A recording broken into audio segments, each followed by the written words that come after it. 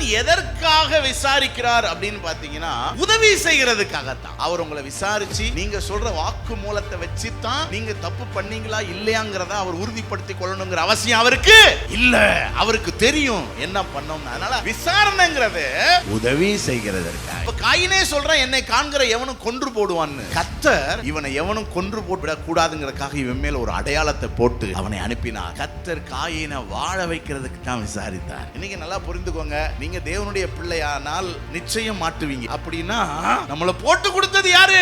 கர்த்தர். அவர் நம்மை விசாரிக்கிறார். ஆண்டவர் குறுக்கால வந்து எங்க வரிய நம்ம எங்க போனா இவருக்கு என்ன அப்படின்னு நம்ம நினைப்போம். ஆனா நம்மளை விசாரிக்க தூண்டுகிறது யார்? கர்த்தர். நமக்கு உதவி செய்வதற்காக ஒரு பாடத்தை இதுல கத்துக்கிடணும். யாராவது நம்ம செய்யற குறை குற்றங்களை சொல்லி காட்டி திருத்த விரும்பினா சந்தோஷமா என்ன செய்யணும்? ஏற்றுக்கொள்ளணும். கண்டுகொள்ளாமல் இருக்கிற உறவை விட கண்டிக்கிற உறவு தான் உண்மையான உறவு.